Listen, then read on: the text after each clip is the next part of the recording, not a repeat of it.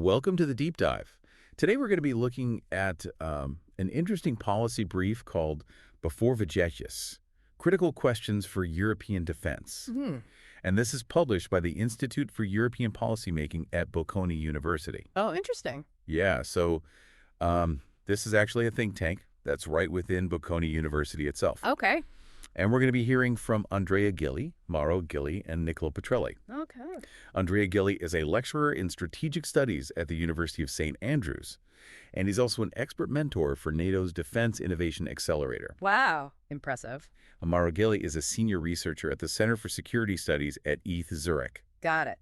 And Nicolò Petrelli is an assistant professor of strategic studies at Roma Tre University. Interesting. And what they do in this policy brief is they pose some really tough questions about Europe's security, especially with what's going on in Ukraine. Yeah, I mean, that's top of mind for everyone right now. Yeah. And you can't really talk about European defense without talking about Ukraine. So it's great to see them tackling these issues head on. Yeah, and one of the things that I think is so compelling about this policy brief is that it's not just presenting a problem, Right. but it's actually giving us a framework to think about solutions, Yeah. you know? And it starts off with a pretty stark statement. They come right out and say, Europe is facing a new era of insecurity. I mean, that's pretty blunt. Right. Remember like the early 2000s when everybody was so optimistic? Yeah, like the end of history. Yeah, exactly. We thought peace and cooperation were just going to be like the norm in Europe. Yeah, that seems like a long time ago. And these authors are saying, no, that's over. So, I mean, that's a pretty dramatic shift. It is, yeah. What do they think has brought about this new era of insecurity? Well, they point to a few things, and one of the biggest ones is, the doubt about whether the U.S. is really in it for the long haul when it comes to European security. Yeah, that's a big one. Because, for decades, Europe's really relied on the U.S., especially through NATO. The security umbrella. Exactly. Yeah. But now, with everything that's going on in the U.S., shifting priorities, their own internal divisions, people are starting to wonder, can we still count on that? Right. And then, on top of that, you have Russia. Yeah. What they're doing in Ukraine. Yeah. I mean, that's a real wake-up call. Yeah. That military conflict is not something out of a history book. It's a real possibility. It can happen, and it is happening in Europe. And it's right on Europe's doorstep. Exactly. And it's not just about those two specific events. Okay. They're saying there's this bigger trend of, geopolitical competition heating up. Power dynamics are shifting all over the world. Yeah. So Europe can't just sit back and assume everything's going to be fine. So they're painting a pretty bleak picture here. Yeah, it's not a very optimistic outlook. But what's the solution? Are they just saying spend more on defense? That's where it gets interesting because they're actually pushing back against that. That knee-jerk reaction to just say, more. More guns, more troops, more everything. Yeah. Okay. They're saying that's not enough. So what are they saying? They're asking, well, why do we need more? Yeah. What are we actually defending? Yeah. And how are we going to get there? Okay, so before we even start talking about, like, tanks and troops, you have to back up and figure out, like, what's the goal here? Exactly. And that's why they have all these questions that they pose in this policy brief. Right. Like, why more European defense? Yeah, that's the first one, right? It seems kind of obvious, but what are they really getting at with that question? Well, they're making us really look at why we're even talking about this. Okay. What's driving this whole push for more defense? Is it just because we're scared the U.S. is going to leave us hanging? Okay. Is it a reaction to Russia? Or is there something more? Like, do we want to be able to defend ourselves no matter what's happening in the world? And that's a big question, right? Because the answer to that is going to determine everything else. Yeah, that's a really good point. Yeah, like if we're just worried about Russia, that's one thing. Right. But if we want to be a global player, that's a whole different ballgame. Yeah, that's a really good point. Yeah, and then they hit us with another one. Why not more European defense yet? Ooh, that's a good question. I mean, think about it. We've had decades of peace, more or less. Relatively speaking, yeah. Yeah, and if you add up all the money that European countries spend on defense, it's more than what Russia spends. So why haven't we already built up a stronger defense? Yeah, that's a really good point. What's been holding us back? If it's so obvious that we need it, why haven't we done it already? Exactly. Okay, I'm hooked. I want to hear more. Well, they point to some uncomfortable truths, and I think those are the ones we need to grapple with. All right, let's get into it. Well, one of the things they point to is this idea that, Europe has kind of gotten used to the U.S. taking care of things. Oh, yeah, like we've been free riding on their security guarantees. Exactly. Like, why spend a ton of money on defense when Uncle Sam's got it covered? Right. It's cheaper to let someone else do the heavy lifting. Yeah, and it's not just about the money. Wait. There are also some deep-seated issues like, Europe's history. Oh, all the conflicts and rivalries. Exactly. It's not easy for these countries to just give up control of their own militaries. Yeah, even if it means better security for everyone in the long run. Right. The idea of like a truly unified European army still feels kind of like a fantasy. Yeah, like Star Wars. And even if you could get past the politics, there's also the cultural aspect. Yeah. Like, attitudes towards military power are just different in Europe compared to the U.S. Yeah, there's a bigger emphasis on diplomacy and soft power here. Exactly. It's not that we don't see the need for a strong defense, but maybe we just haven't fully embraced the idea of military might the same way. Okay, so even if people are starting to realize that Europe needs to beef up its defense, there's a lot of baggage from the past that's still weighing us down. Yeah, it's not just about spending more, it's about changing how we think about defense. So it's a deeper issue than just like buying more tanks or whatever. Definitely. Okay, so back to those strategic questions. Sure. There's one that I'm really curious about. What is to be defended? Oh, that's a good one. Like, why is that even a question? Isn't it obvious what we need to defend? Well, that's what they're trying to get us to think about. It might seem obvious, but it's actually more complicated than you think. Okay, Alyssa. Like, are we talking about defending EU territory? Okay. Like, if somebody attacks a member state, that's what we're defending. Okay. Or are we talking about protecting our interests outside of Europe? Like trade routes or energy supplies, things like that. Exactly. Or maybe it's even bigger than that. Like, are we trying to contribute to global security as a whole? That's a much broader mission. Right, and each of those goals requires a totally different approach. You can't just say, we need more defense without saying what it's for. Exactly, and then you throw in the whole Ukraine situation. Yeah, that adds a whole other layer of complexity. Right, because European countries are already giving a lot of military aid to Ukraine. Yeah, it's making people ask how much we should be investing in our own defense at the same time. It's a tough balancing act. Like, we want to help Ukraine, but we also have to make sure we're not leaving ourselves vulnerable. Exactly, and they're saying it's not an either-or situation. Okay. We have to figure out how to do both. Which means making some hard choices. Right, and that leads us to the last question, which is kind of the big one. Okay, give me with it. What is more European defense?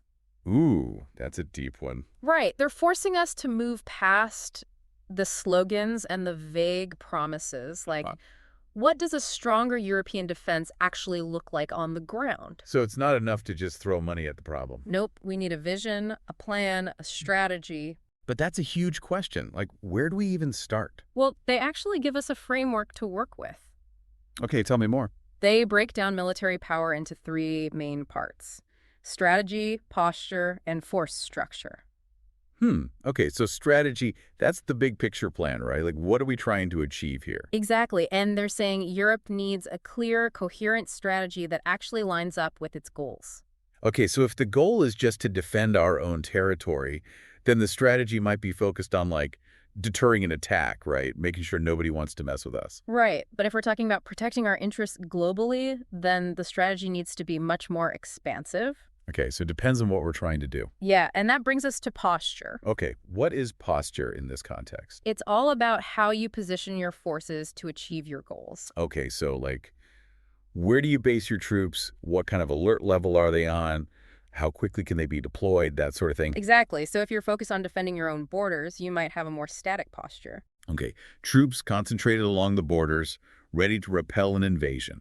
Right, but if you're thinking about projecting power globally, you need a more flexible posture. Okay, so troops that can be rapidly deployed to different parts of the world. Exactly, and then there's force structure. Okay, so what's that, like the types of troops and equipment? Yeah, it's about the mix of troops, equipment, and capabilities that you have. Okay, so do you prioritize land forces, air power, naval capabilities?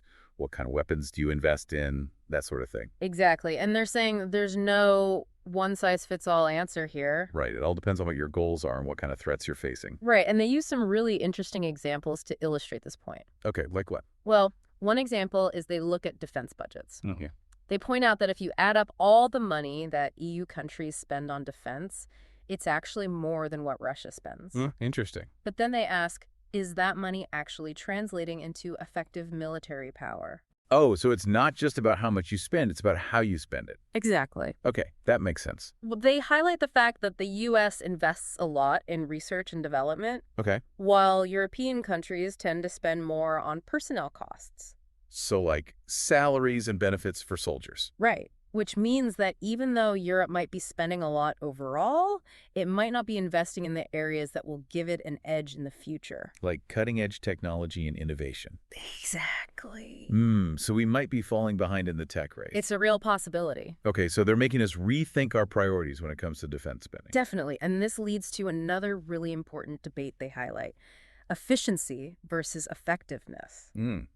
Okay, break that down for me. Well, Europe has traditionally prioritized efficiency in its defense policy. Okay, like trying to get the most bang for our buck. Right, which makes sense, especially when budgets are tight. Yeah, you don't want to waste money. But the question they're asking is, does that focus on efficiency come at a cost to effectiveness? That's a good question. Like, are we sacrificing combat power for the sake of saving a few euros? Okay, so give me an example of this efficiency versus effectiveness dilemma. One example they use is consolidation in procurement and production. Okay, so instead of each country doing its own thing, you try to combine efforts and take advantage of economies of scale. Exactly. Sounds good in theory, but in practice, it can lead to some unintended consequences. Okay, like what?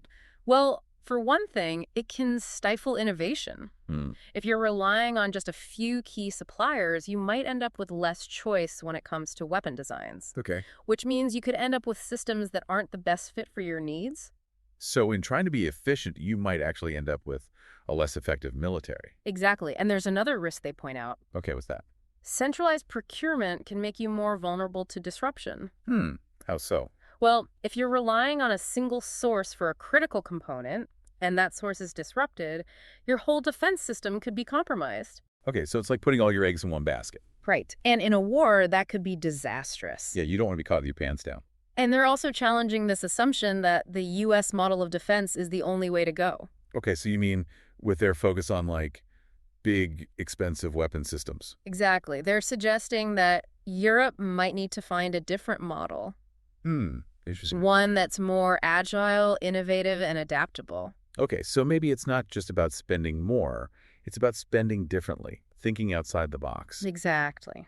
That's a really interesting idea. And that's where this whole concept of strategic foresight comes in. Okay, remind me what that means again. It's about thinking ahead, anticipating future challenges, and developing strategies to address them before they become crises. So, like, instead of just reacting to whatever's happening right now, you're trying to figure out what the world might look like in 5, 10, 20 years.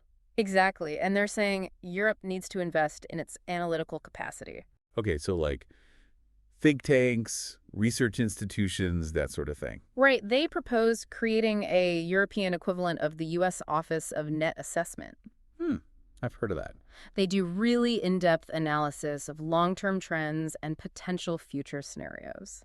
Okay, so they're like the crystal ball gazers of the defense world. You could say that, and they argue that Europe needs something similar. So we can make smarter decisions about defense policy. Exactly. But that sounds pretty ambitious, especially for Europe. It is a challenge, for sure. Like, we often struggle to agree on even the most basic things. Right, but they're making the case that this kind of long-term strategic thinking is absolutely essential. Especially now, with the war in Ukraine. Yeah, that's definitely a wake-up call. It's like we can't afford to be complacent anymore. Exactly. The decisions we make today about defense will have huge consequences for decades to come. Okay, so how does the war in Ukraine factor into their analysis? Well, they specifically say that we need to shift from supporting Ukraine to focusing on European defense. Okay, so not abandoning Ukraine, but making sure we're not neglecting our own security in the process. Right, and they say there are some tough choices to be made. Like what? Like if European countries pour all their resources into supporting Ukraine, they risk depleting their own stockpiles and delaying crucial investments in their own defense. Okay, so we could end up weakening ourselves in the long run. Exactly. But if we neglect Ukraine, it could embolden Russia and create a security vacuum that makes Europe more vulnerable. So it's a balancing act. Like, we have to find a way to support Ukraine without jeopardizing our own security. Right, and they're saying we need to be strategic about it. Okay, so how do we do that? Well, they say we need to think about our strategy, our posture, and our force structure. Okay, so all those things we were talking about earlier. Exactly. They're saying we need to make sure that our support for Ukraine is aligned with our long-term defense goals. That makes sense. And they also caution against falling into the trap of just focusing on territorial defense. Okay, why is that a trap? Well, if an adversary knows that your defenses are really strong along your borders, they'll just look for other ways to exploit your weaknesses.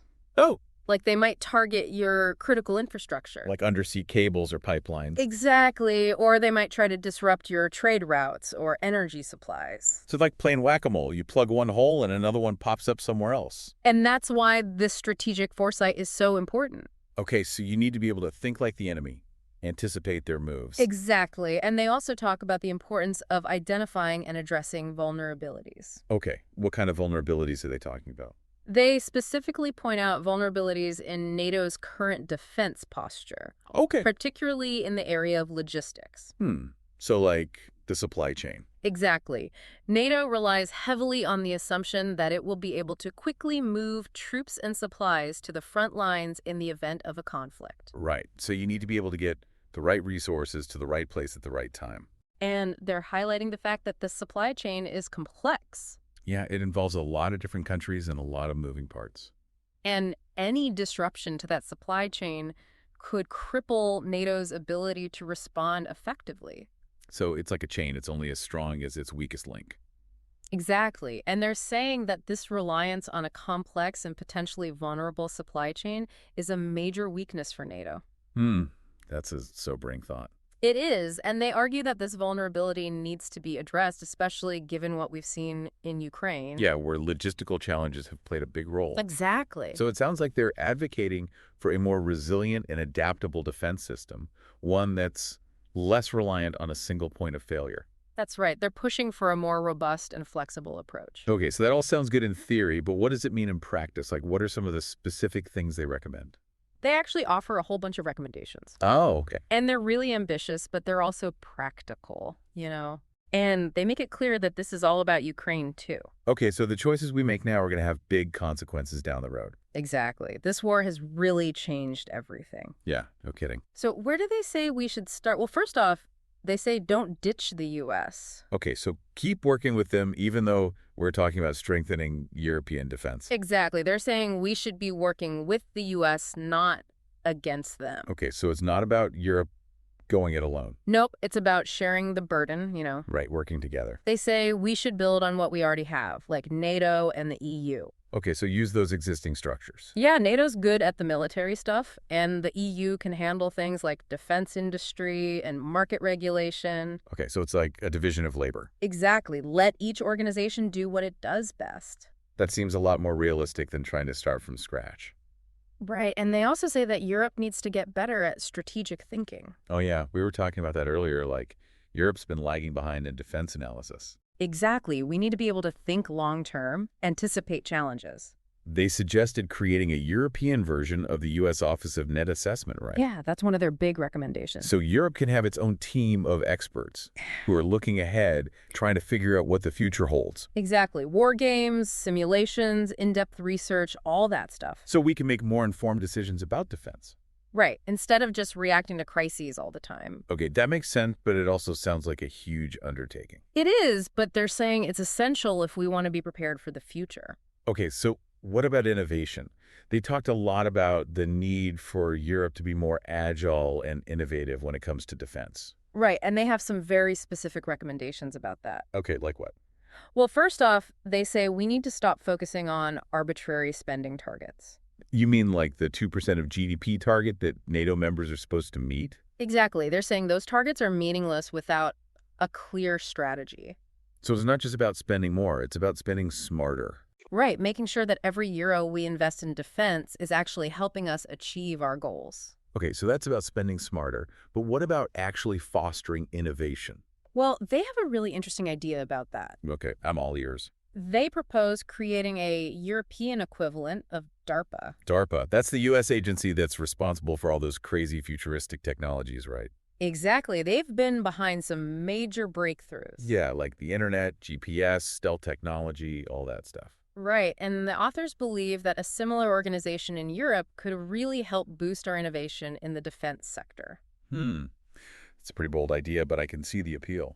They're saying we need to be bolder, take more risks, and be more open to working with non-traditional companies. So shake things up a bit, challenge the status quo. Exactly. They even talk about this idea that the U.S. model of defense might be changing. Oh, yeah, I've heard about that. Like, Elon Musk and others are saying that the U.S. defense system is too slow and bureaucratic. Right, they're pushing for a more agile and disruptive approach. Like what SpaceX and Tesla have done in the private sector. Exactly, and the authors say that Europe needs to be paying attention to this. So we don't get left behind. Right, if the U.S. shifts to a more disruptive model, Europe's either going to have to adapt or risk falling further behind. So it's a kind of a wake-up call for Europe. Definitely. This whole conversation has been a real eye-opener. I think so, too. It's made me realize just how complex these issues are. Yeah, there are no easy answers. But it's also given me a sense of hope, you know? Yeah. Because they're not just presenting a problem, they're offering a way forward. Right. They're giving us a framework to think about these issues. And some concrete recommendations for building a stronger European defense. Exactly. They're saying we need to ask the right questions, challenge assumptions, and be open to new ideas. And they leave us with this great quote: "To execute the principles advanced by Vegetius and strengthen European defense, we believe Europe should address some fundamental vexati questiones, issues that require analytical clarity, strategic decisions, and political consensus." Powerful stuff. It's a call to action. Yeah, they're saying it's time to stop talking and start doing. Well, this deep dive has definitely given me a lot to think about, Me too. and I hope it's done the same for our listeners. Yeah, what are your big takeaways? What do you think this all means for the future of European security? What questions are we not asking that we should be? These are all important questions, and we encourage you to keep exploring them. Yeah, this conversation is far from over. Thanks for joining us on the deep dive.